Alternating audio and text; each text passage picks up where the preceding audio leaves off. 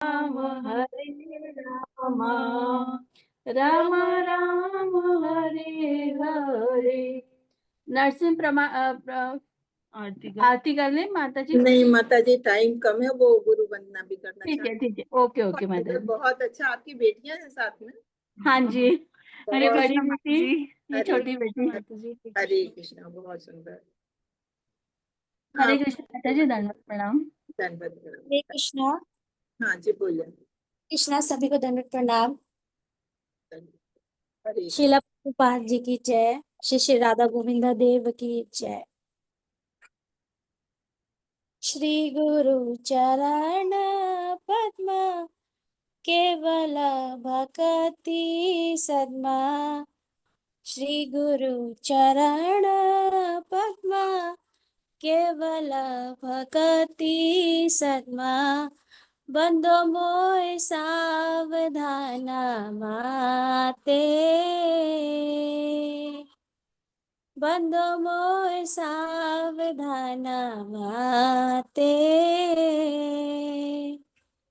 जहर प्रसादे भाई ए भव परिया जाए। जहर प्रसादे भाई ए भव तरिया जाए। कृष्ण प्राप्ति है जहाँ है ते। कृष्ण प्राप्ति होए जहाँ होए ते। श्री गुरु चरण पद्म केवल भक्ति सद्मा। बंद मोय सावधान माते। गुरु मुख पद्म वाक्य चित ते कोरिया क्या। अरे ना करी है मने आशा। श्री गुरु चरणे रति ऐसे उत्तम गति।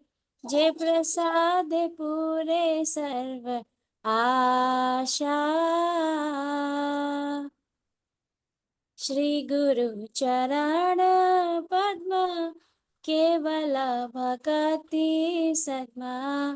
बंदो मोय सावधान माते। चक्षुदान दिलो जय जन्म जन्म प्रभु से। दिव्य ज्ञान हृदय प्रकृष्टो। प्रेमा भक्ति जहाँ होते अविद्या विनाश जायते। वेद गाय जहाँ चरित। श्री गुरु करुणा सिंधु अधम जनार बंधु। लोकनाथ लोकेर जीवाना। आहा प्रभु को दया देहो मोरे पद छाया। एबे यश घुष त्रिभुवना। श्री गुरु करुणा सिंधु अधम जनार बंधु।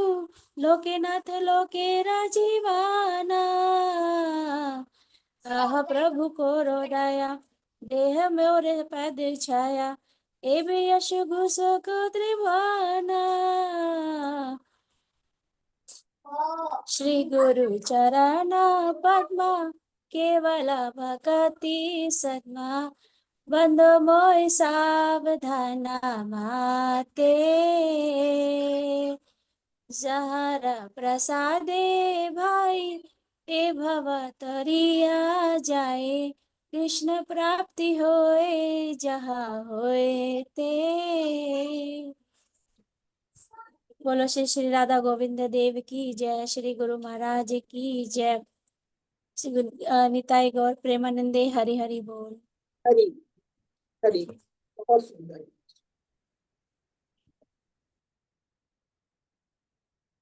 चलिए अब मंगलाचरण कर लेते, टाइम हो गया। ओम नमो भगवते वासुदेवाय। ओम नमो भगवते वासुदेवाय। ओम नमो भगवते वासुदेवाय।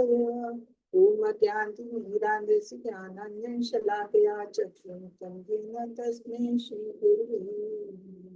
श्री चैतन्य मनोभीष्टं स्थापितं येन भूतले स्वरूपा कदा मह्यं ददाति स्वपदान्तिकम् वन्देऽहं श्रीगुरुं श्रीयुतपदकमलं श्रीगुरून् वैष्णवं श्रीरूपं साक्षातं रघुनाथान्वितं तं सजीवं सादतं सावधूतं परिजनसहितं कृष्ण चैतन्यदेवं श्री राधा कृष्ण पादान से ललता श्री विशाखान्वितां हे कृष्ण करुणा सिंधु दीनबंधु जगत्पते गोपेश गोपिका कांता राधा कांत नमस्ते तप्ति कांचन गौरांगी राधे वृंदावनेश्वरी विश्वांसुते देवी प्रणमामि हरे नमो विष्णुपदाय कृष्णपृष्ठाय भूते श्रीमते भक्ति वेदांत स्वामी इति नाम नमस्ते सरस्वती देवी गौरवाणी प्रचारिणे निर्विशेष शून्यवादी पाश्चात्य देशितारी जय श्री कृष्ण चैतन्य प्रभु नित्यानंद श्री अद्वैत गदाधर शिवासादि गौर भक्तवृंद हरे कृष्णा कृष्ण कृष्ण हरे हरे हरे राम राम राम हरे हरे हरे कृष्ण कृष्ण कृष्ण हरे हरे हरे राम राम राम हरे हरे हरे कृष्ण कृष्ण कृष्ण हरे हरे हरे राम राम राम हरे हरे हरे कृष्णा। सभी को सादर प्रणाम। सभी का 3 बजे की क्लास में स्वागत है। अब हम स्क्रीन शेयर करते हैं। हरे कृष्णा माता जी, दंडवत प्रणाम। हैप्पी गुरु पूर्णिमा माता जी। आप हमारी शिक्षा गुरु हैं। हम गुरु नहीं है, हम तो आप ही लोगों जैसे हैं। हम कोई अलग नहीं है, आप ही लोगों जैसे। माता जी आप हमें शिक्षा अच्छी दे रहे हैं तो हमारे गुरु ही हैं आप। धन्यवाद आपका बहुत बहुत। और आप लोग ऐसे ही आध्यात्मिक उन्नति करते रहें, यही चाहेंगे। हरे कृष्ण। शेयरिंग कर रही थी।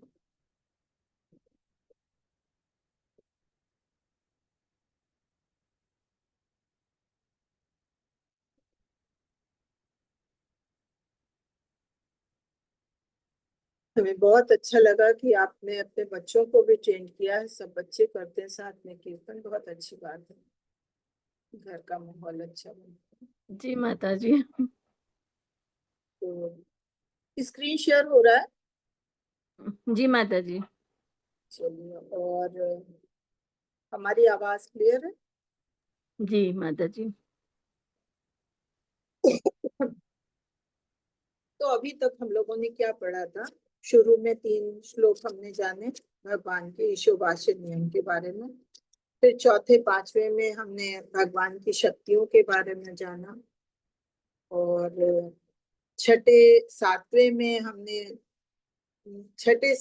हमने ये जाना कि जो भी भगवान को हर वस्तु में, हर जीव में भगवान को देखता है, कि ये जानता है कि हाँ, परमेश्वर के द्वारा ही सारी चीजें उद्भूत हैं और हर चीज में परमेश्वर को देखता है, तो उसे किसी तरह का भय नहीं होता है, ना वो किसी से घृणा करता है, ना किसी चीज का उसे मोह होता है। उसे मालूम है सब कुछ भगवान का उद्भूत किया हुआ है और भगवान सबकी आवश्यकताएं पूरी करते हैं।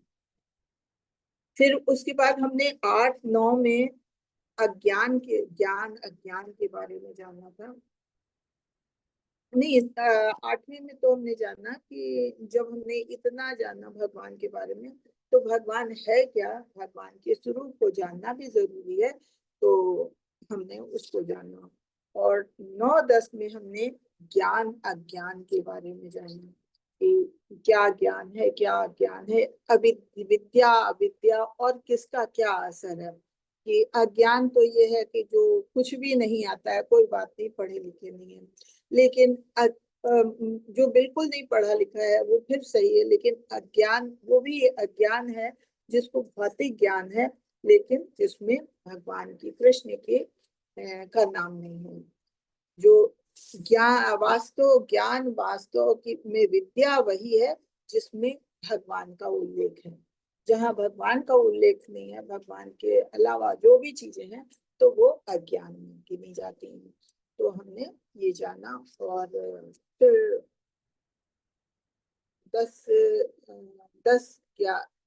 10वीं में ये जानना था ज्ञान अज्ञान के बारे में। ज्ञान अज्ञान के बारे में 10-11 में जानना था। अब जो है, अब हम 12 से भगवान की पूजा के बारे में जानते हैं कि हमें किसकी पूजा करनी चाहिए, किसकी नहीं पूजा करनी चाहिए।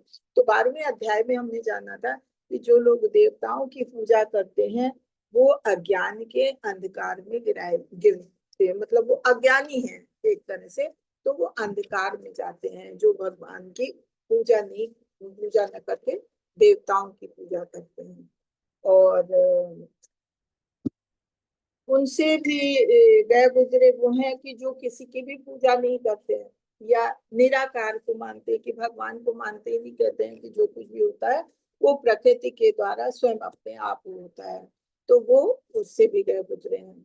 तो अब हम 13वें अध्याय में भगवान के बारे में जानेंगे कि किसकी पूजा करनी चाहिए और किसकी नहीं करनी चाहिए, तो उसको हम जानेंगे। क्या गलत क्या सही है। 13 मंत्र बताता है कि एक व्यक्ति एक अलग अलग परिणाम पाता है जब निरपेक्ष उसकी समझ एक धीर द्वारा निर्देशित करती है। ये यहाँ पे ये बताया जाएगा। हम 13वें में ये पढ़ेंगे कि धीर व्यक्ति कौन है। धीर व्यक्ति हमने पहले ही जाना। धीर व्यक्ति वो है जो अपने में संयम रखता है और भौतिक कल्मश से बिल्कुल मुक्त होता है, जिसको हम गुरु बनाते हैं, जो उत्तम श्रेणी का भक्त होता है। तो उसके द्वारा जब हम भगवान की भक्ति के बारे में जानते हैं तो उसका एक अलग परिणाम होता है, क्योंकि फिर हम भगवान की भक्ति में जाते हैं। तो आज हम 13वां श्लोक ही लेंगे। अन्य देवाहु संभावत अन्य दाहुर संभवात इति शुशुम धीराणाम ये नस्त दुच्चक्षरे। अन्यत भिन्न एवं निश्चय ही आप कहा जाता है संभवात, समस्त कारणों के कारण। परमेश्वर की पूजा द्वारा अन्यत भिन्न आहु कहा जाता है असंभवात, जो परमेश्वर नहीं है।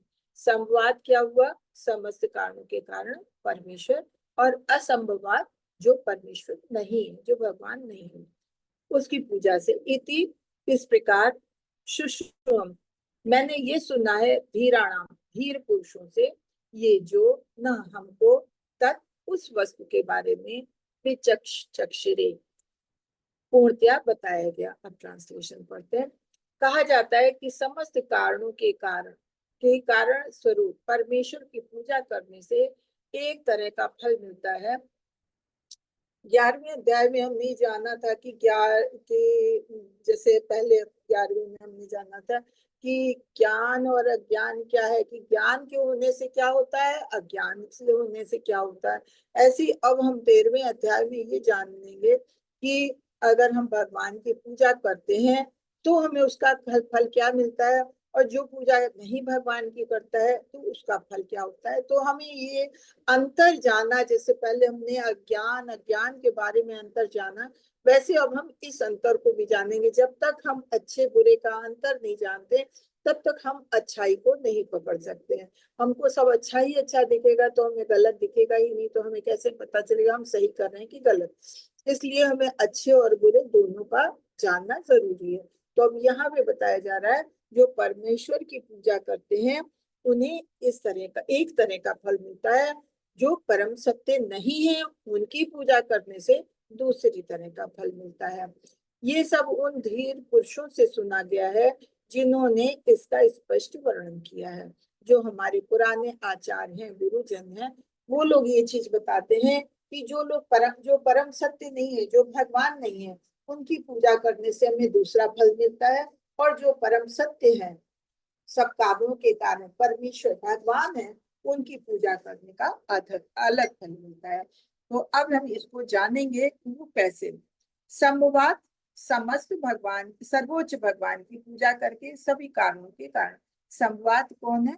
जिनकी पूजा करें, जो सर्वोच्च भगवान है, जो सभी कारणों के कारण है। असंभवात, जो सर्वोच्च नहीं है, उसकी पूजा करने से, उसकी पूजा करने से भी कुछ, जैसे हमने कल पढ़ा था कि कुछ लोग होते हैं अपने अपने रूल बना रहे लेते हैं अपने नियम बना लेते हैं, अपने विधि विधान बना लेते हैं, अपने को भगवान कहने लगते हैं और अपनी पूजा करवाते हैं। तो वो सर्वोच्च तो नहीं है, वो भगवान तो नहीं है, तो उनकी पूजा करने से क्या फल मिलता है वो अलग है। विभिन्न प्रकार की पूजा से व्यक्ति को अलग अलग फल प्राप्त होते हैं। शास्त्रों में कहीं भी ये नहीं कहा गया है कि किसी की पूजा करने से, कुछ भी करने से समान फल की प्राप्त होती है। ये हम कहीं भी ये नहीं लिखा है कि अगर हम के कुछ भी करें, किसी की भी पूजा करें, हमको फल एक, जैसे जनरल लोगों का वो है कि नहीं, अरे भगवान तो एक है, चाहे जैसे भी कर लो, चाहे गणेश जी की पूजा कर लो, चाहे शिव जी की, चाहे माता की, किसी की भी करो, फल तो सबको एक ही मिलना। नहीं, सबको फल अलग अलग है। जिसकी पूजा करेंगे उसका फल अलग है, क्योंकि सबके लक्ष्य की दिशा अलग अलग है। अब अगर आप कहीं एक जगह का टिकट लेते हैं, तो ऐसा तो नहीं, आपने दिल्ली का टिकट लिया है तो ऐसा तो नहीं है कि आप कहीं भी जा सकते हैं, उससे आप दिल्ली ही जाएंगे। कलकत्ते का टिकट लिया है तो आप कलकत्ता ही जाएंगे, उससे आप बॉम्बे नहीं जाएंगे कि आपने, ठीक है हमने टिकट ले लिया, अब हम कहीं भी बैठ जाएं, किसी भी ट्रेन में बैठ जाएं, कहीं भी पहुंच जाएंगे। नहीं, ऐसा नहीं है, जहाँ का टिकट लिया है वहीं पहुंचेंगे। इसी तरह से जिसकी पूजा करते हैं तो फल भी उसी के हिसाब से मिलता है। ये केवल स्वनिर्मित आध्यात्मिक गुरुओं द्वारा परंपरा के संबंध में।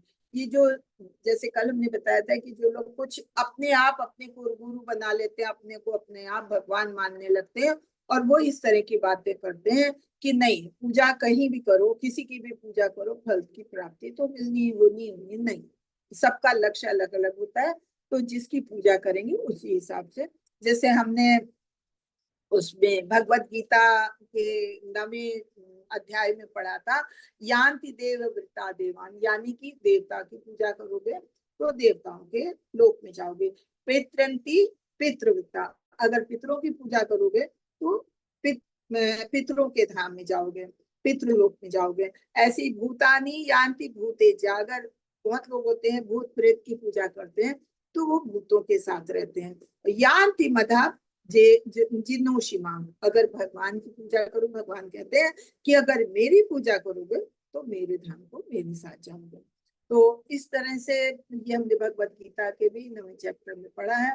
तो जहां आप जिसकी पूजा करेंगे फल उसके हिसाब से मिलेगा। ऐसा नहीं कि आप कहीं की कोई भी पूजा करें तो आपको फल की प्राप्ति एक सी होगी।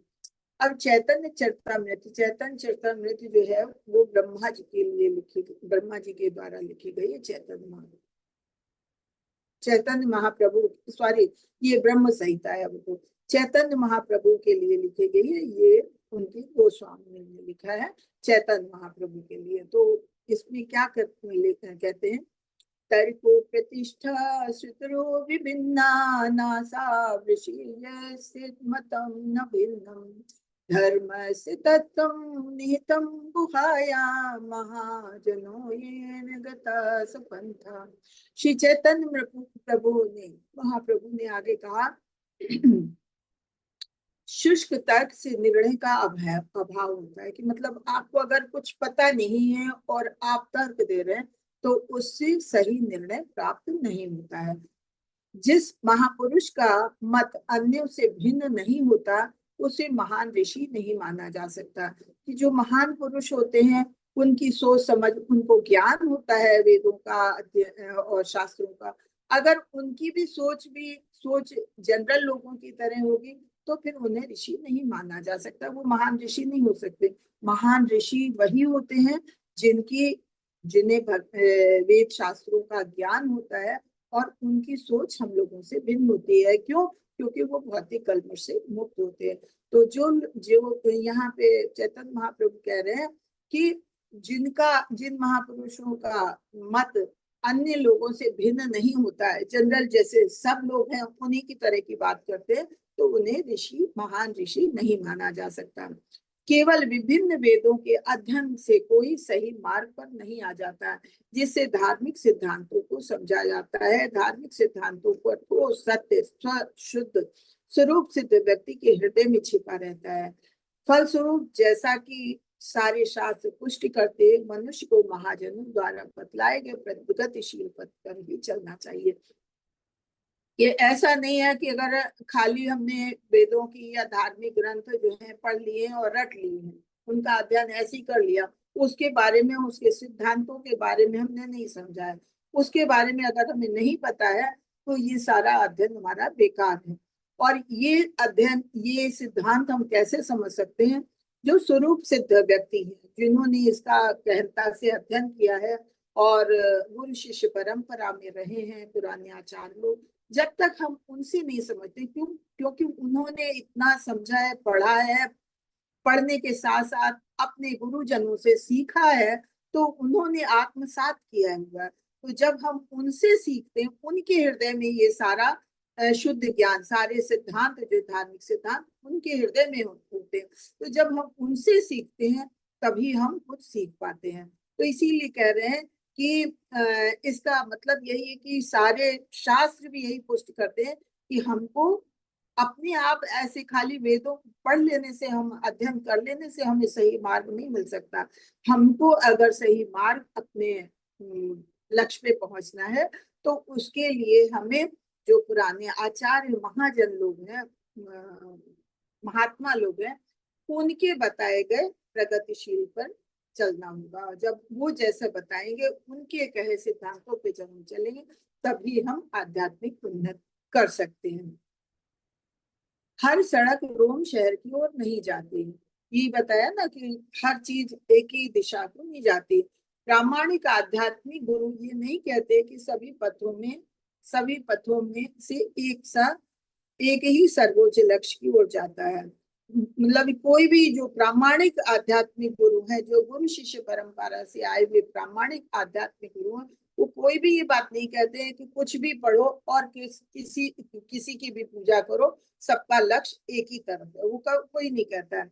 कोई भी आम आदमी ये समझ सकता है कि कोई व्यक्ति अपनी मंजिल तक तभी पहुंच सकता है जब उसने उस मंजिल का टिकट खरीदा हो। एक व्यक्ति जिसने कलकत्ते के लिए टिकट लिया, वो बम्बई नहीं पहुंच सकता। पूजा के अनुसार अलग अलग गंतव्य। तो वही मैंने पहले भी बताया कि अगर कोई आदमी कहीं एक जगह का टिकट लेता है, जहां उसका गंतव्य है वहीं का टिकट लेता है, तो वहीं पहुंच सकता है।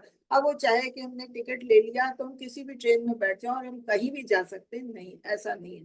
तो इसी तरह से पूजा का भी यही गंतव्य है कि पूजा भी जैसी पूजा करेंगे, जैसा हमने भगवत गीता में पढ़ा है कि अगर हम देवताओं की पूजा करेंगे तो देवलोक में जाएंगे, अगर हम पितरों की पूजा करेंगे तो पितृलोक को जाएंगे, भूतों की पूजा करेंगे तो भूतों का साथ मिलेगा, और भगवान की पूजा करेंगे तो हमें भगवान का साथ, भगवान के गोलोक धाम जाने को मिलेगा।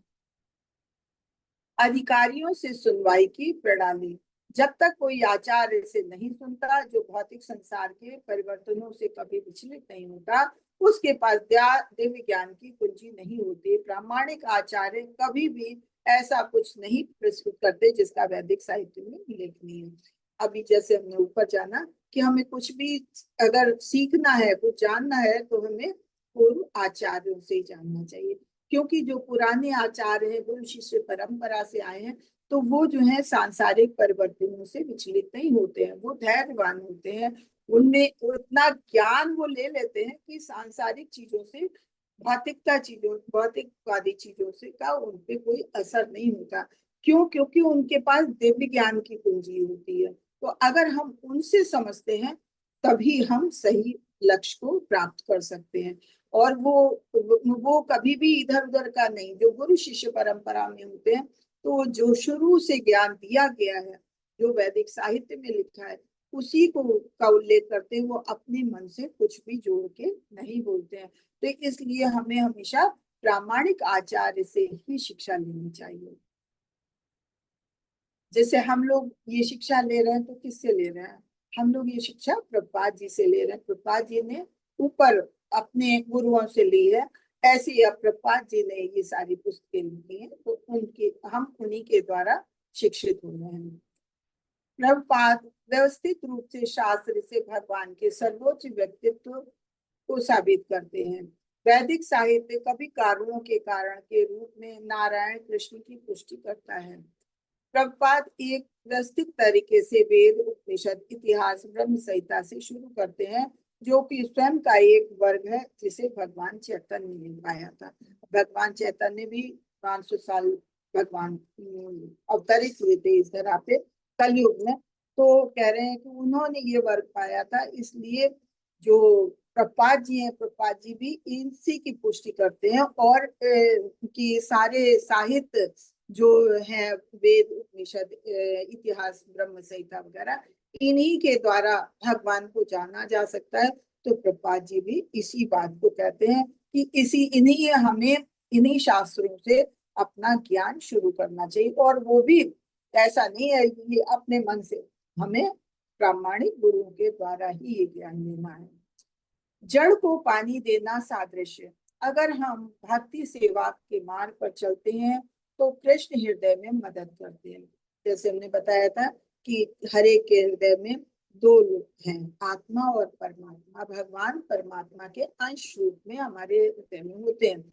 जैसे हमने भगवत गीता में पढ़ा था कि एक डाल पे दो पक्षी बैठे हुए हैं, एक फल खा रहा है और दूसरा वो क्या कर रहा है उसका निरीक्षण करता है, उसका साक्षी बनता है, उसके कर्मों को देखता है। तो ऐसे ही हमारे हृदय में भगवान बैठे हुए हैं, तो वो हमारा निरीक्षण करते रहते हैं कि हम क्या कर रहे हैं।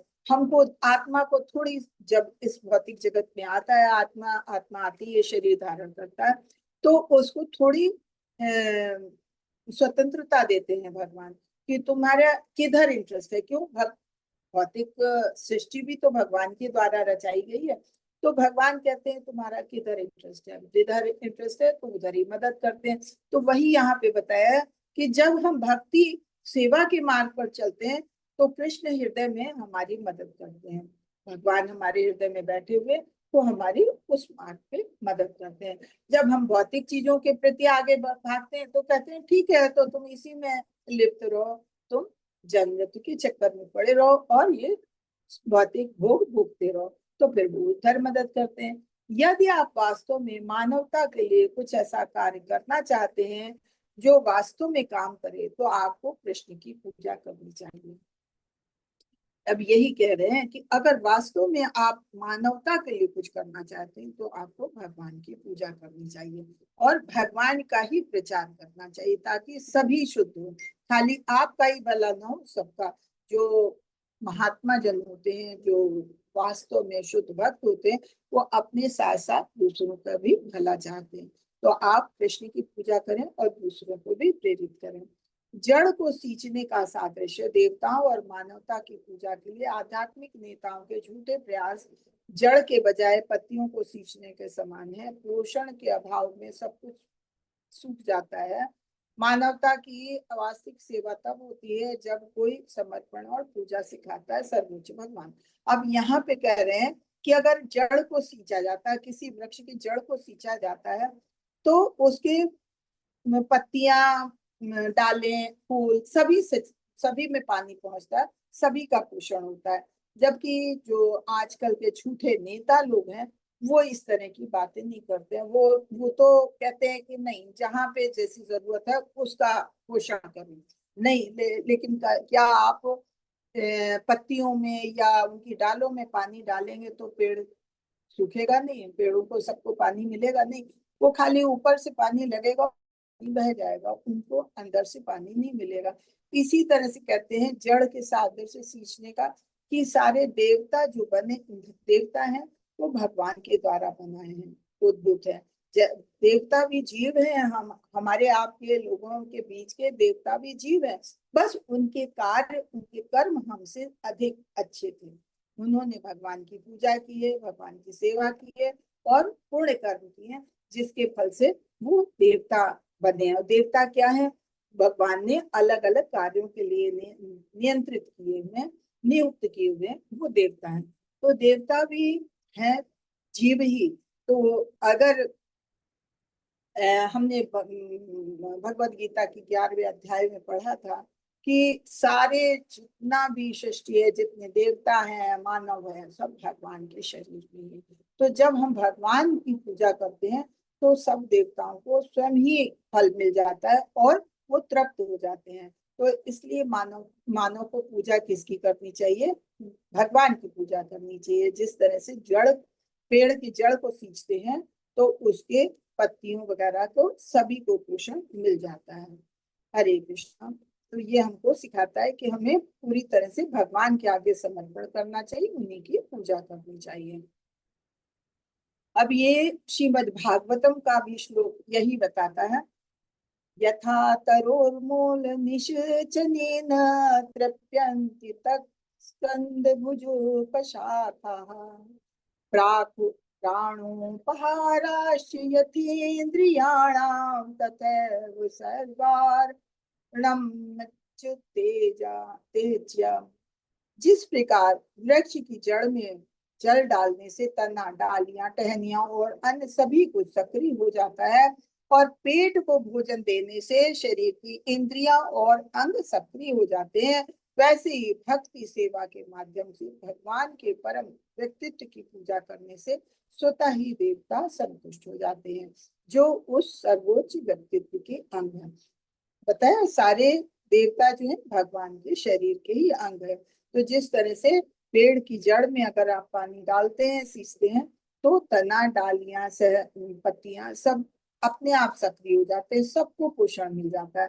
ऐसे ही हमारे शरीर में खाली पेट को हम भोजन देते हैं और हमारे शरीर का सारी इंद्रियां, हमारा पूरा शरीर जो है वो सक्रिय हो जाता है। हमारे पेट को भोजन नहीं मिलता है अगर, तो शरीर ढीला होता है। तो पेट अगर भूखा है तो पूरा शरीर हमारा ढीला पड़ जाता है, हमसे कोई कार्य नहीं होता। और खाली पेट को भोजन दिया जाता है और सारी इंद्रियां सक्रिय हो जाती हैं। उसी तरह से भक्ति सेवा के माध्यम से जब हम भगवान की पूजा करते हैं तो सारे देवता स्वयं ही संतुष्ट हो जाते हैं। क्यों? सारे देवता जो है भगवान के ही अंग हैं, भगवान के द्वारा ही नियुक्त किए गए हैं। बुद्ध अबुदया। अबुदिया उनको कहा जाता है जिनके पास बुद्धि नहीं होती है। ये मतलब जो मूर्ख लोग होते हैं उन्हें अबुदिया कहते हैं। ये सीखा बुद्ध ऋषियों और वे किए गए प्रमाणों से जानते हैं। बुद्ध अर्जुन जैसे लोग जो परम पुरुष भगवद गीता का वैदिक ज्ञान सुनते हैं। भगवद गीता को सुनने से पहले अर्जुन एक परोपकारी शांतवादी थे। युद्ध के बाद उन्होंने भगवान की पूजा की। अब अर्जुन के लिए बता रहे हैं, जब तक उन्होंने भगवद गीता का वैदिक ज्ञान नहीं सुना था तब तक वो एक परोपकारी और शांत जीव थे। वो मतलब शांत थे, सब कुछ हर तरह से अच्छे थे, भगवान का साथ था उनके पास, लेकिन उनमें भगवान की भक्ति का इतना नहीं था। वो तो भगवान को अपने भाई की तरह से, अपने मित्र की तरह से जानते थे, तो वो भगवान की पूजा नहीं करते थे। जब भगवत गीता में भगवान ने युद्ध के समय उनको उपदेश दिए हैं, ज्ञान ज्ञान दिया है, तब उन्होंने जाना कि अरे ये हमारे खाली मित्र नहीं है, हमारे भाई नहीं है, ये तो साक्षात भगवान है। और जब उन्होंने भगवान का 11वें अध्याय में रूप देखा तो उन्होंने कहा अरे ये तो बहुत ही महान चीज है कि मतलब अगर भगवान की पूजा करते हैं तो हम सबको तृप्त कर देते हैं।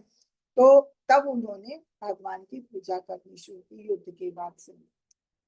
अबूदिया वे जिनके पास बुद्धि नहीं, वे लोग जो खुद को नष्ट कर रहे हैं, यानी अव्यक्त, जो मतलब जो लोग भगवान की पूजा नहीं करते, भगवान को नहीं मानते, अपने को ही सब कुछ मानते हैं, वो अपने को नष्ट कर रहे हैं। यथा मत तथा पथ, जो चाहो करो, जितने रास्ते हैं उतने हैं, लेकिन ये सच नहीं है।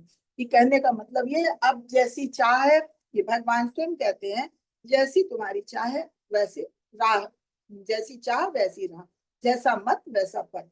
तो तुम जैसा चाहो, भगवान ने इतना ज्ञान दे दिया भगवत गीता में, इतना सब कुछ बता दिया। अब रास्ते बहुत हैं, अब तुम्हें जिस रास्ते को पकड़ना है उस रास्ते को जाओ।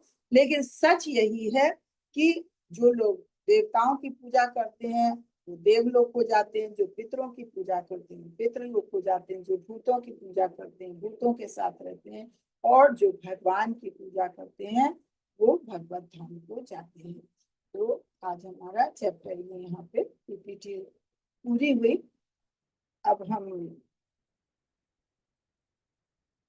बुक देखेंगे। अगर आप लोगों का यहाँ पे इतने में किसी का कुछ नहीं समझ में आया, किसी को कुछ पूछना हो प्लीज आप लोग पूछें। हरे कृष्णा। हरे कृष्ण माता जी, पंचांग हाँ, प्रणाम।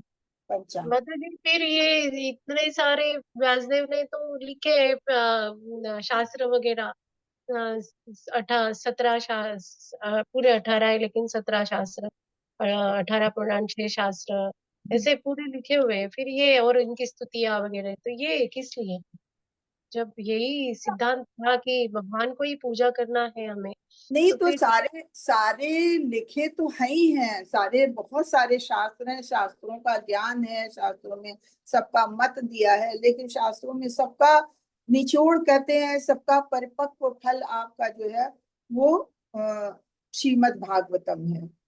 सारे देवी शास्त्रों भागवत, का देवी जितने, भागवत है, स्तुतियां हैं उतनी हाँ, सारी। जितने भी शास्त्र हैं, देखिए वेद हैं, पहले वेद एक हुआ करते थे। व्यास देव जी ने वेद को 4 भागों में बांटा ताकि हर कोई, हर वर्ग का लोग उसको समझ सके।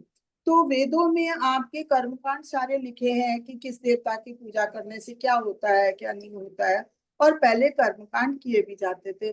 देखिए रामचंद्र जी ने भी इतने यज्ञ किए हैं, युधिष्ठिर जी ने भी इतने यज्ञ किए हैं।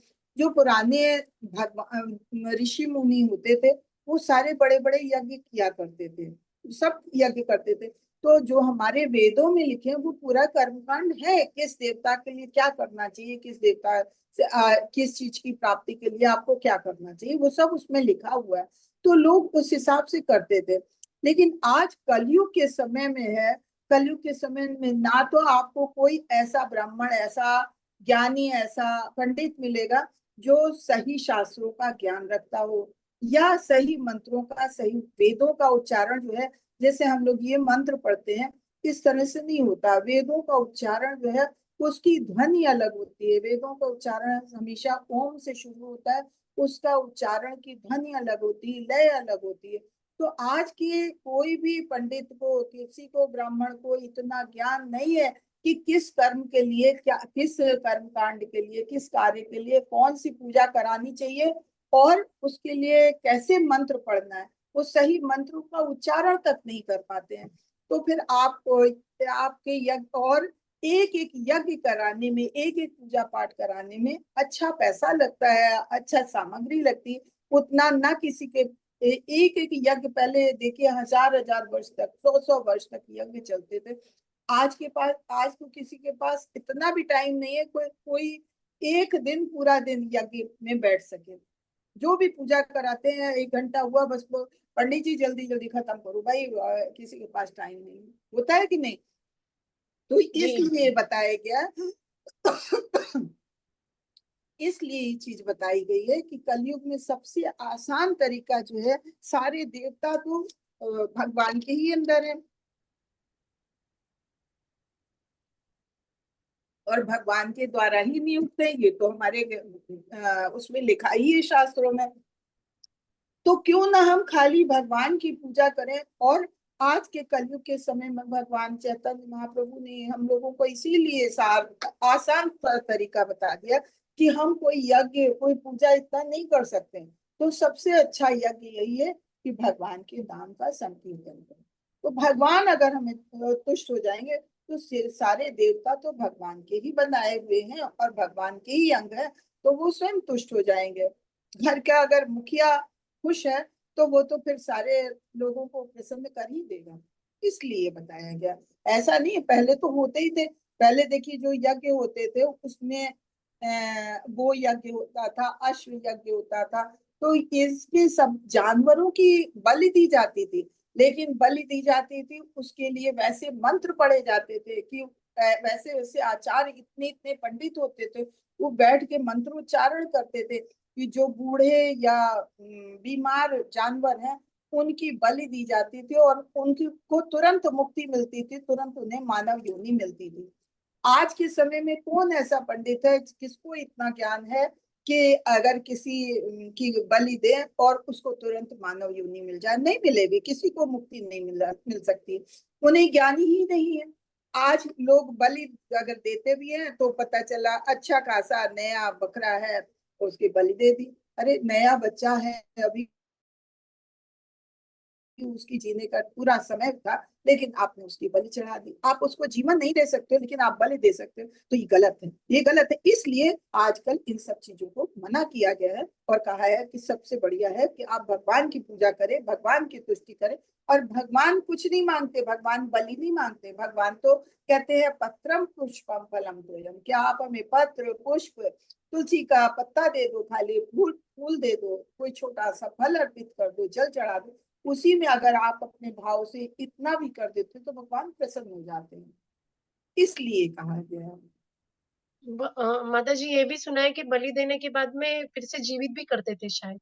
हम बता तो रहे हैं कि बलि जो दी जाती थी पहले, तो उसका ये मतलब नहीं था कि किसी की हत्या करने, नहीं, उसको तुरंत पुनर्जीवन देते थे कि अब तो उसकी आयु पूरी हो गई, वो बुढ़ा हो गया या बीमार है, उसको की बल दी गई और तुरंत उसे पुनर्जीवन दिया गया और वो मानव रूप में जन्म मिलता था, उसका उद्धार करने के लिए बल दी जाती थी। लेकिन आज के समय में तो ऐसा कोई नहीं कर सकता है, इसलिए सब मना किया गया। क्या हम अभी ऐसे समझे कि ये जो सब सारे मतलब स्तुतियां वगैरह है, जो पुराण है, वो कलयुग के लिए नहीं है, कलयुग के लिए सिर्फ मंत्र है, महामंत्र है, और करनी हमें। चाहिए, स्तुतियां करनी चाहिए। जैसे आपके कुंती स्तुति है, और अभी आपके भागवतम में ही बहुत सारी स्तुति हैं कि ध्रुव की स्तुति है, प्रहलाद जी ने स्तुति की है, और कुंती स्तुति है, भीष्म स्तुति है, या विष्णु जी की स्तुति है, नहीं माता ब्रह्मा। जी, हाँ, हरे कृष्ण माता जी, मेरा मतलब है मतलब भगवान की नहीं, अलग देव देवताओं की, अदर अन्य देवी देवताओं की देवताओं की। नहीं, तो स्तुतियां करने के लिए मना नहीं किया गया, आप स्तुति गाइए, देवताओं को प्रसन्न करिए, लेकिन देवताओं से आप कुछ नहीं मांगे। देवताओं से मांगे क्या कि हमें क्योंकि आपका मुख्य उद्देश्य ये सारी स्तुतियां, ये सारे कर्म कांड, सारी स्तुतियां आप करेंगे तो आप भौतिक फल के लिए ही करेंगे। क्यों? क्योंकि ये देवता देवी देवता जितने भी हैं ये भौतिक जगत के लिए हैं। जिस जी देवता को आप प्रसन्न करना चाहते हैं आप उस देवता को प्रसन्न करें, उसकी स्तुति करें, लेकिन वो आपको भौतिक फल देंगे। लेकिन हमारा उद्देश्य क्या है? मानव जीवन का उद्देश्य हमारा, बोलो। हमें गोलोक वृंदावन भगवान के धाम को जाना, हमको यहाँ भौतिक जीवन में नहीं रहना है, हमें भौतिक जीवन से दूर जाना, भगवान धाम को जाना। इसलिए हमको, अगर हमें भौतिक चीजें चाहिए तो आप करिए, भौतिक देवताओं की पूजा करिए और देवता आपको भौतिक सुख देंगे, सभी कुछ देते हैं। अब लक्ष्मी जी की पूजा करिए, विष्णु जी का व्रत करिए, लक्ष्मी जी प्रसन्न होती हैं, विष्णु जी की पूजा करिए तो भी लक्ष्मी जी प्रसन्न होती हैं, और आप धन प्राप्त करिए। पुत्र के लिए ये बहुत सारे व्रत हैं, आप पुत्र के लिए करिए, पुत्र प्राप्ति करिए, संतान प्राप्ति करिए, धन प्राप्त करिए, तो हर चीज के लिए अलग अलग है। तो ऐसा नहीं, वो स्तुतियां बेकार नहीं, आप किसी को भी प्रसन्न करें, सबको प्रसन्न करें, लेकिन भौतिक सुख के लिए वो आपको भौतिक सुख प्रदान करेंगे। आप अर्थात ये सब करके हमें भौतिक में हाँ, ही हाँ, फिर से आपको भौतिक जीवन रहना में पड़ेगा। रहना है हम कि अपने आपको घर नहीं जाएंगे, लोग हम अपने घर नहीं जाएंगे, गोलोक नहीं जाएंगे। नहीं जाएंगे। अगर वहां जाना है तो वहां जाने के लिए आपको भगवान को ही प्रसन्न करना जी माता जी। है। और आप ही ने शायद कहा था कि आपका बेटा शादी के लिए बोल रही थी। जी माता जी। हाँ, तो आप हमें डिटेल दीजिएगा। एक वो है, क्या बोलते हैं, बॉम्बे के प्रभु जी हैं, उनको नामनिष्ठ प्रभु जी ने ये कार्य सौंपा है। वो जो लोग भी आध्यात्मिक लड़की या लड़के के लिए रिश्ता चाहते हैं कि उन्हें आध्यात्मिक रिश्ता चाहिए, तो वो उसको देखते हैं। तो आप पूरा डिटेल दीजिएगा तो उनको भेजेंगे, ठीक है? जी माता जी, वो फॉर्म मिल गया है। मिल गया आ, है? हाँ माता जी, मधु सोनी माता जी है ना, उन्होंने मेरे पास में भेज दिया था। मैंने उनसे पूछा था तो फिर वो फॉर्म मेरे लड़के को मैंने दे दिया, उसने पूरा फिलअप कर दिया है माता जी। चलिए ठीक है, तो अब हम बुक शेयर करते हैं। किसी और का कोई प्रश्न है कि हम बुक शेयर करें? हरे धन्यवाद माता जी, बहुत बहुत धन्यवाद आपका। हरे कृष्ण। आज 20 मिनट ही बचे हैं, इसका भी चैप्टर बड़ा है। अगर आज पूरा नहीं होता तो कल ले लेंगे थोड़ा सा। पढ़िए, कौन पढ़ता है? प्लीज हैंड रेस कर लीजिए। मंजू माता जी आप पढ़ लीजिए, और सभी डिवोटी हैंड रेस कर लीजिए प्लीज।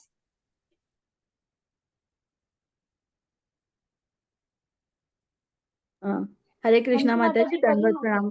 हाँ हाँ, थोड़ा सा नीचे कीजिए माता जी, ऊपर से पढ़ना है ना। क्या से पढ़िए? कहा जाता है कि समस्त कारणों के कारण हाँ, से। हरे कृष्णा माता जी, दंडवत प्रणाम, शील प्रभुपाद की जय। कहा जाता है कि समस्त कारणों के कारण स्वरूप परमेश्वर की पूजा करने से एक तरह का फल मिलता है, और जो परम सत्य नहीं है उनकी पूजा करने से दूसरी तरह का फल मिलता है। यह सब उन धीर पुरुषों से सुना गया है जिन्होंने इनका स्पष्ट रूप से वर्णन किया है। तात्पर्य, शील प्रभुपाद की जय। एक मिनट। इस मंत्र से धीर पुरुषों से श्रवण करने की पद्धति प्रामाणिक होती है। जब तक ऐसे प्रामाणिक आचार्य से श्रवण नहीं किया जाता तो भौतिक जगत में होने वाले परिवर्तनों से तनिक भी विचलित नहीं होते।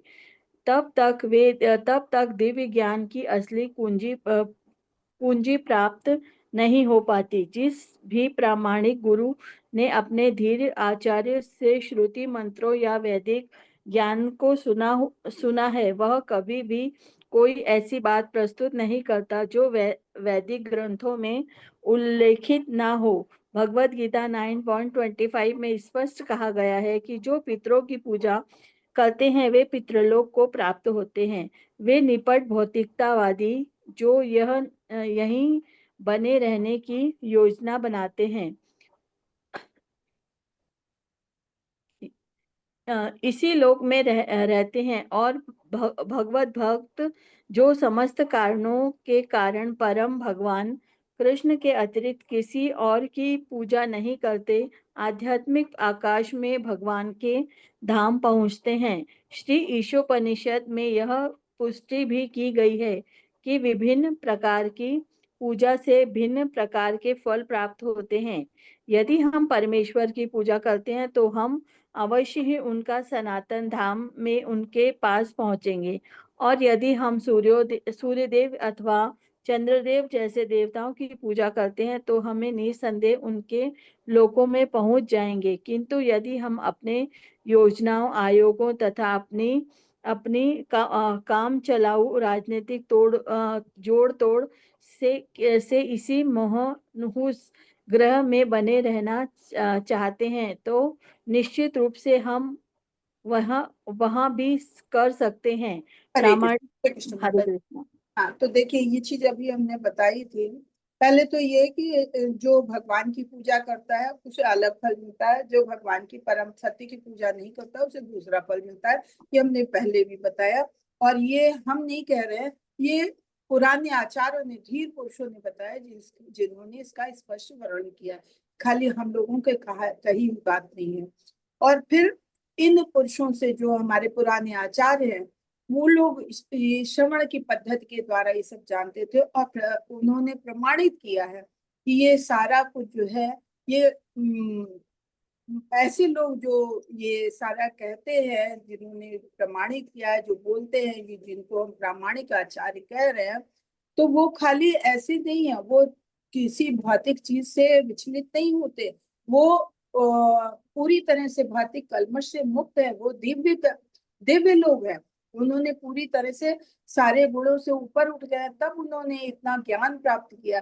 तो उनके पास इतनी ज्ञान की पूंजी है कि वो लोग ये कह रहे हैं, और उन्होंने भी अपने प्रामाणिक गुरुओं से सीखा है। ऐसा नहीं कि वो उन्होंने खाली पढ़ा और आपको बता रहे हैं। उन्होंने भी अपने प्रामाणिक आचार्यों से सुना है और इसके ज्ञान को प्राप्त किया है, तब उन्होंने ये प्रस्तुत किया है। और वैदिक ग्रंथों में, जैसे कि अभी हमने बताया कि भगवत गीता में, यहाँ देखिए श्लोक भी लिखा है 9.25 की भगवत गीता में लिखा है। ये 9.25 वही श्लोक है जो हम बता रहे थे। यान्ति देव पिता देवान पितृयन्ति पितृवृता भूतानि यान्ति भूतेजा और यान्ति मध्या जी नोपिमाम, कि जो लोग पितरों की पूजा करते हैं वो पितृलोक हो जाते हैं, जो देवताओं की पूजा करते हैं वो देवलोक हो जाते हैं, जो भूतों की पूजा करते हैं वो भूतों के साथ रहते हैं, और जो भगवान कहते हैं कि जो मेरी पूजा करता है वो मेरे धाम हो जाता है। तो ये भगवत गीता में भी ये लिखा हुआ है। और कहते हैं कि जो उसके बाद भी जो इतना बताया, उसके बाद भी कह रहे हैं कि जो लोग फिर भी यहीं पे पृथ्वी पे भौतिकतावादी उसमें बने रहने चाहते हैं, कि उन्हें भौतिक सुख बहुत अच्छे लग रहे हैं, तो वो ऐसी योजना बनाते हैं, तो वो यहाँ भी रह सकते हैं, इसी लोक में रहते हैं और यही का आनंद उठाते हैं। जो समस्त कारणों के कारण परम भगवान कृष्ण के अतिरिक्त किसी और की पूजा नहीं करते, तो वो जो है वो भगवत धाम हो जाते हैं। जो भगवान की पूजा करते हैं, किसी और की पूजा नहीं करते, वो आध्यात्मिक आकाश में भगवान के धाम को पहुंचते हैं। और जो लोग रहना चाहते हैं यहाँ, तो ठीक है, वो भगवान की पूजा ना करें, वो ऐसी अपनी योजना बनाते रहे और इस भौतिक जगत में बने रहे। जैसे अभी माता जी कह रही थी कि जो इतनी स्तुतियां लिखी हैं, इतनी पूजा लिखी है, तो वो किस लिए? वो इसीलिए है कि आप भौतिक देवताओं को प्रसन्न करिए और भौतिक सुख लेते रहिए और भौतिक जगत में बने रहिए। तो इस तरह से जो विभिन्न पूजा हैं बताई गई हैं अलग अलग, तो जैसी पूजा करेंगे वैसा आप फल पाएंगे। अगर भगवान की पूजा करेंगे तो आप उनके सनातन धाम को पहुंचेंगे। या ये अगर सूर्य देव की पूजा करेंगे तो सूर्य लोक, चंद्र देव की पूजा करेंगे चंद्र लोक। तो ये सब आपके ऊपर है कि आप क्या चाहते हैं, आपको कहाँ जाना है। अगर आपको यहीं रहना है तो अपनी योजनाएं बनाते रहिए और राजनीतिक जोड़ तोड़ में लगे रहिए, और इसी मनहूस ग्रह, ये मनहूस ग्रह कौन? पृथ्वी, जहाँ पे हम बने, जिससे दुखाले कहा गया, वहां बने रह सकते हैं। हरे कृष्ण। माता जी आगे पढ़िए। हरे कृष्ण माता जी। प्रामाणिक शास्त्रों में कहीं भी यह नहीं कहा गया कि मनुष्य कुछ भी करेगा या किसी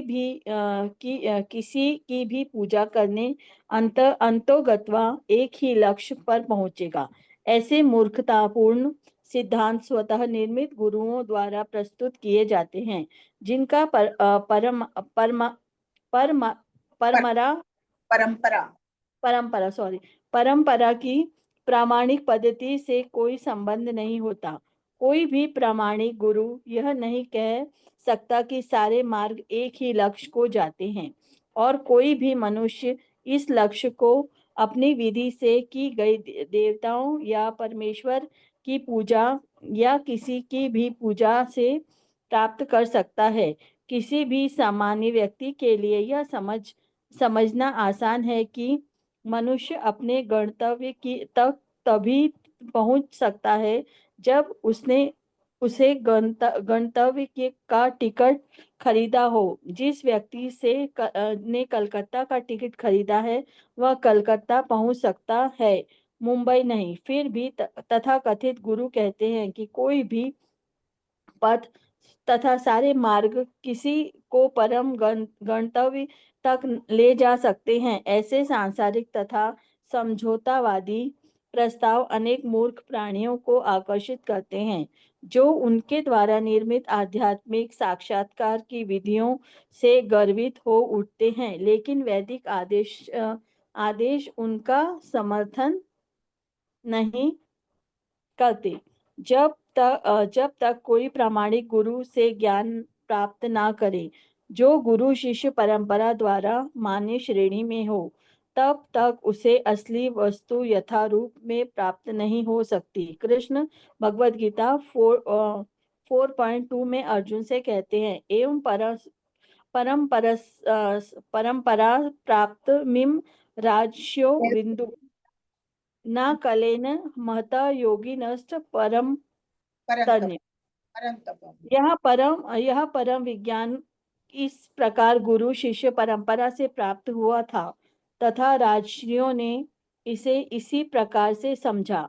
लेकिन कालांतर में यह परंपरा टूट गई और अब यह विज्ञान अपने यथारूप में लुप्त प्राय हो गया प्रतीत होता है।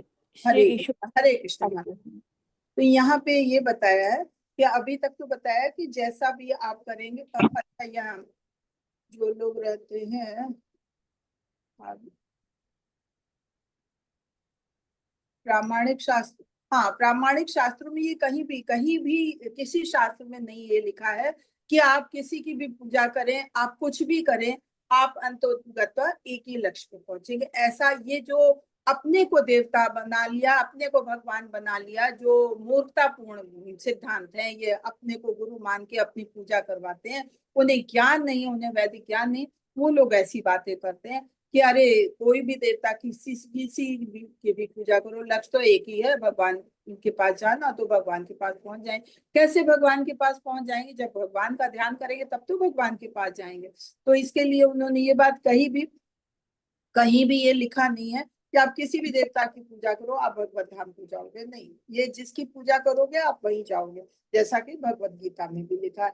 और सामान्यता ये समझाने के लिए बहुत अच्छा सा उदाहरण दिया गया है कि आप जहां जाना चाहते हो वहां का अगर टिकट लोगे तो आप वहीं पहुंचोगे। आप ऐसा नहीं है कि कलकत्ता का टिकट लो और मुंबई पहुंच जाओ कि हमने टिकट तो ले लिया हम कहीं भी जा सकते हैं, नहीं, आपने जहां का टिकट लिया वहीं जाओगे। तो ऐसी जिसकी पूजा करोगे तो उधर ही जाओगे। देवताओं की पूजा करोगे देवलोक जाओगे, पितरों की पूजा करो पितृलोक को जाओगे, राक्षसों की पूजा करो राक्षसों के पास जाओगे, और भगवान की पूजा करोगे तो भगवत धाम को जाओगे। तो इस तरह की बातें समझने समझने वाली हैं ये, और ये सब चीजें जो है हमारे गुरु लोग ही बताते हैं। ये ऐसे जो मूर्ख लोग हैं, जो इनको किसी चीज का ज्ञान नहीं, अपने आप को गुरु बता के लोगों को भ्रमित करते हैं, तो ऐसे लोगों के उसमें हमें नहीं जाना चाहिए। कि ये सब चीजें जो है, जो गुरु शिष्य परंपरा के द्वारा आए हैं प्रामाणिक गुरु, उन्हीं से ज्ञान प्राप्त हो सकता है। ये देखो भगवत गीता में भी ये लिखा है, एवं परंपरा प्राप्ति में मम राजर्षि विदा सा काल में महता योगो निष्परम तपा, कि ये जो गुरु शिष्य परंपरा चली आ रही है वो आज से नहीं चली आ रही है। वो ब्रह्मा जी को भगवान ने ज्ञान दिया था, भगवान ने ब्रह्मा जी के हृदय में ज्ञान दिया था वेदों का, और ब्रह्मा जी ने, जैसे हमने पहले बताया, कि नारद जी को दिया, नारद जी ने व्यास देव जी को दिया। ऐसे ही वो गुरु शिष्य परंपरा के द्वारा ये ज्ञान आगे बढ़ता चला जा रहा है। लेकिन जो वो ज्ञान दिया था भगवान ने, वही ज्ञान यथा रूप में आगे चला आ रहा है। अब जैसे जो चीज भगवत गीता में भगवान ने युद्ध के समय बोली थी, एक सेकंड थोड़ा सा,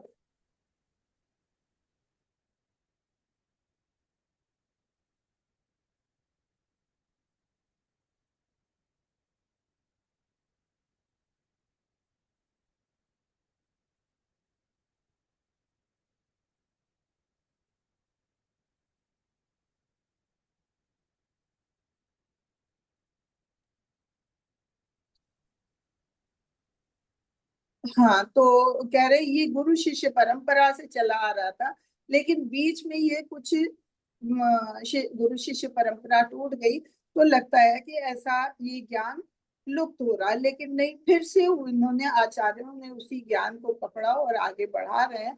तो हम लोगों को भी इस चीज का ध्यान देना चाहिए, जो गुरु शिष्य परंपरा से मिल रहा है ज्ञान, हमको उसी को जानना चाहिए। हमको अपने मन से, या जो लोग अपने मन से नियम बना लेते हैं और अपने मन से अपने को भगवान कह के बोलने लगते हैं, तो उनकी बातों को फिर नहीं जानना चाहिए। हरे कृष्ण, आगे पढ़ी माता जी।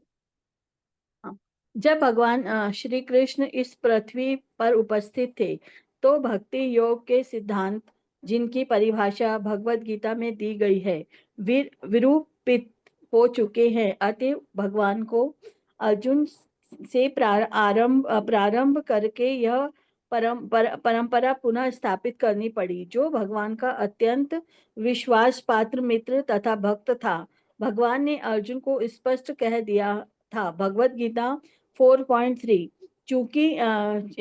चूंकि अर्जुन उसका भक्त तथा मित्र था, अतः भगवत गीता के सिद्धांतों को समझ सकता था। दूसरे शब्दों में, जो व्यक्ति भगवान का भक्त तथा मित्र है, केवल वही गीता को समझ सकता है। इसका अर्थ यह भी होता है कि कोई भी अर्जुन के पथ का अनुगमन करता है, वह भगवत गीता को समझ सकता है।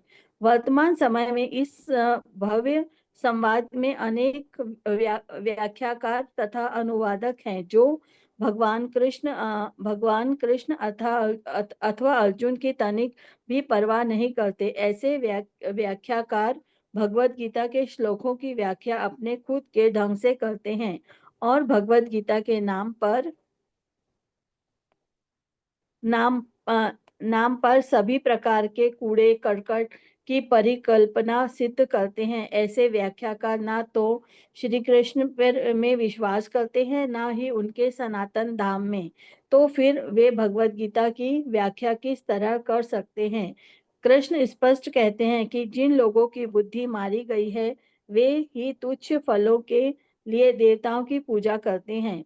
भगवत गीता 7.20 और 23 अंतोगत्वा कृष्ण उपदेश देते हैं कि मनुष्य पूजा के अन्य सारी पद्धतियों को त्याग कर मात्र उन्हीं की शरण ग्रहण करे। भगवत गीता 18.66 जो लोग सारे पाप कर्मों के फलों से शुद्ध हो चुके हैं, केवल वे ही भगवान के अटूट श्रद्धा रखते हैं। अन्य लोग उनकी तुच्छ पूजा विधियों को लेकर भौतिक स्तर पर मंडराते रहेंगे और असली पथ से इस भ्रम के कारण विभिन्न हो जाएंगे कि सारे पथ एक ही लक्ष्य को ले जाते हैं। श्री ईशोपनिषद बहुत हरे सारे, कृष्ण। बहुत आगे बढ़ गए। यहाँ से पढ़ते हैं। जब भगवान श्री कृष्ण, हाँ, जैसे अभी हमने ऊपर पढ़ा कि पहले गुरु शिष्य परंपरा चल रही थी और बीच में ये कुछ टूट गई परंपरा, तो ये ज्ञान लुप्त होता सा दिखाई दिया। लेकिन फिर भगवान, जब भगवत गीता में भगवान ने ज्ञान दिया है, तो इसको फिर से स्थापित किया गया। और स्थापित किया गया क्या कि भगवान ने जो अर्जुन को बोला है भगवत गीता में युद्ध के समय, तो वो ज्ञान जो है अब उसको आगे बढ़ाया गया और उसको गुरु शिष्य परंपरा के द्वारा आगे बढ़ाया गया। तो ये भगवत गीता के सिद्धांतों को समझेगा कौन? जो भगवान को मानता है। अर्जुन भगवान के मित्र थे, भगवान के भक्त थे। तो भगवान ने ये बात कही भी कि जहां जहां ये उन्होंने नया ज्ञान दिया है, नवे श्लोक में, नवे अध्याय में, छठे अध्याय, चौथे अध्याय में, नवे अध्याय में, 12वें अध्याय में बार बार भगवान ने कहा है कि ये ज्ञान मैं तुम्हें क्यों दे रहा हूँ? ये ज्ञान तुम्हें इसलिए दे रहा हूँ क्योंकि तुम मेरे मित्र हो, तुम मेरे भक्त हो और तुम मेरे विश्वास पात्र हो। तो इसलिए भगवान ने उनको ज्ञान दिया। तो इस ज्ञान को कौन समझ सकता है? जो भगवान का मित्र होगा, भगवान को मानने वाला होगा, वही इस ज्ञान को समझ सकता है। तो उसके लिए हमें जो कुछ भी अर्जुन को उन्होंने बताया है, तो उसको हम माने और उसका अनुगमन करें, तभी हम आगे बढ़ सकते हैं, तभी हम भगवत गीता को समझ सकते हैं। तो वर्तमान ये अब इस समय जो है, बहुत लेखक, बहुत अनुवादक मिल गए, बहुत व्याख्याकार, मतलब बहुत लोग हैं जो अपनी इस पे टीका टिप्पणी करते हैं। तो एक ही बात के बहुत अर्थ निकाले जा सकते हैं। हमने आपसे कोई बात कही, आपने किसी और से वो बात कही, तो उसका कुछ और अर्थ निकल गया। आपने किसी तीसरे को बताया, वो उसने कोई अर्थ अलग निकाल लिया। तो एक ही वाक्य के अलग अलग अर्थ निकलते हैं। तो ये इसीलिए कहा गया है कि आज के समय में टीकाकार बहुत हो गए। तो जो भगवान ने ज्ञान दिया अर्जुन को, उसका भी लोगों ने अलग अलग ढंग से उसको प्रस्तुत किया। तो हमें हरेक को नहीं पढ़ना है। इसको हमें प्रभुपाद जी कहते हैं वो कूड़ा करकट है, क्योंकि उन्होंने अपनी परिकल्पना से, अपने ढंग से उसे प्रस्तुत किया है कि उन्हें अपनी पुस्तक निकाल दी है और उससे उन्हें धन कमाना है। तो हमें ऐसे लोगों की ना टीका टिप्पणी पढ़नी है और उस पर विश्वास करना। हमको खाली जो गुरु शिष्य परंपरा से आ रहा है, जिसने लिखा है, उसी को, जैसे कि हमारे शील प्रभुपाद जी हैं, तो उन्होंने इतना कष्ट उठाया और उन्होंने अपने हाथ से इसका सारा वो व्याख्या की है और उसको अलग अलग, उसमें अलग अलग भाषाओं में इसका रूपांतरण किया है, तो हमको वही पढ़ना चाहिए। क्यों? क्योंकि ये जो है, जो भगवान ने अर्जुन को बोला वो यथारूप में, इसीलिए इस किताब का नाम है यथारूप भगवत गीता। तो हमें इसी पे चलना चाहिए। तो इसमें भगवत गीता के 20 और 23 श्लोक में भगवान क्या कहते हैं कि 20 में तो कहते हैं कि जिसकी बुद्धि भौतिक इच्छाओं को की मारी जाती है। तो जो भौतिक, जैसे अभी माता जी पूछ रही थी कि ये सारे स्तुतियां वगैरह क्यों लिखी गई, तो जिन लोगों का ध्यान जो है भौतिक चीजों में है, तो वो देवताओं की शरण लेते हैं और वो फिर उन्हीं विधि विधानों की पूजा करते हैं, उसी विधि विधानों से पूजा करते हैं और उसी को मानते हैं। ऐसे अल्प बुद्धि वाले जो हैं देवताओं की पूजा करते हैं और उनसे प्राप्त होने वाले फलों को प्राप्त करते हैं, लेकिन वो फल जो है वो सीमित होते हैं, वो कोई इतना नहीं है। और वो भी फल दिए भी जाते किससे? जब तक भगवान उसको नहीं देते हैं तब तक देवता भी नहीं दे सकते। तो इसलिए अंतोगत्वा जो कुछ भी अगर मिलता है तो हमें भगवान से ही मिलता है, तो हम सीधे भगवान को क्यों ना माने। फिर 18.66 में कहते हैं, जो लोग सारे पाप कर्मों से के फलों से शुद्ध हो चुके हैं, केवल वे ही भगवान में अटूट श्रद्धा रखते हैं। और जो भगवान में अटूट श्रद्धा रखते हैं, तो वो उसको भगवान ये कहते ही है कि सर्वधर्म परित्यागे मामेकं शरणं अहं त्वां सर्वपापेभ्यो मोक्षयामि मा शुचि। कि डरने की बात नहीं, आप सब कुछ छोड़ के आप मेरी शरण में आ जाओ और मैं आपके सारे पाप कर्मों को खत्म कर दूंगा और मैं आपको शुद्ध कर दूंगा। तो जब भगवान हमें आश्वासन ऐसा दे रहे हैं, तो हम क्यों इधर उधर भटके, हमें सीधे भगवान की ही पूजा करनी चाहिए। हरे कृष्णा। अभी 4 पेज और है मेरे ख्याल से, अब इसको कल लेते हैं क्योंकि अभी हमें भी कहीं जाना है। 4 पेज भी पूरे बाकी है, कल हम ले लेते हैं इसको, ठीक है। हरे कृष्णा। किसी को प्रॉब्लम तो नहीं? जी माता जी। कल इसको ले लेते हैं। जी माता जी। कुछ काम है, 4 बज गया। और यहाँ तक में अगर किसी का कोई प्रश्न हो तो इतना समय हम दे सकते हैं कि हम प्रश्न का उत्तर देंगे आप लोगों को। हरे कृष्णा। किसी का कोई प्रश्न? और अगर हम करेंगे भी इसे पूरा तो हमें मालूम है आधे लोग तो निकल जाते हैं, अभी भी कुछ लोग छोड़ के चले गए हैं, लोग रुकते नहीं है पूरा सुनने के लिए, तो कोई फायदा नहीं। नहीं माता जी, क्षमा चाहती हूँ मैं, मेरा ये डीओटी प्रसाद के लिए कॉल आया था, इसीलिए मैं नहीं नहीं, इस समय की बात नहीं कर रही, मैं रोज की कर रही हूँ कि जैसे 4 बजे क्लास खत्म होनी चाहिए, लेकिन मैं सोचती हूँ जब एक लिंक बना है तो पूरा कंप्लीट कर दें, तो लास्ट में देखते हैं 2 ही 3 लोग बचते हैं, सब लोग छोड़ के चले जाते हैं क्लास, तो फायदा नहीं है। हम 4:30 बजे तक तो करते भी है क्लास, लेकिन लोग पूरी क्लास लेते हैं। माता जी मेरी छूट जाती है ना, मैं मतलब प्रसाद के लिए, क्योंकि नवजीवन यहाँ पे रुकती है ना, तो कोई भी धाम यात्रा के लिए जाते हैं तो उनका प्रसाद यहाँ से हम सेवा करते हैं। तो हाँ, अगर मेरी प्रसाद क्लास भी छूट जाती है तो मैं रिकॉर्डिंग सुन लेती हूँ ऐसे। धन्यवाद तो मैं धन्यवाद। क्षमा चाहती हूँ, मुझे कॉल आ गया था। तो अभी किसी का कोई प्रश्न तो नहीं है यहाँ पे? नहीं माता जी। चलिए, आप लोगों की अटेंडेंस हो गई है। वाक्षाकल्पतरुभ्यश्च कृपासिन्धुभ्यो च पतितानां पावनेभ्यो वैष्णवभ्यो नमो नमः। अनंत कोटि वैष्णव भक्त वृंद की जय। नामाचार्य श्री हरदास ठाकुर की जय। जगत गुरु श्री प्रभुपाद की जय। हरे कृष्णा। आप सभी का बहुत बहुत धन्यवाद, सभी का सादर प्रणाम। तो अब कल मिलते हैं। हरे कृष्णा। जी हरे कृष्णा माता जी, दंडवत प्रणाम।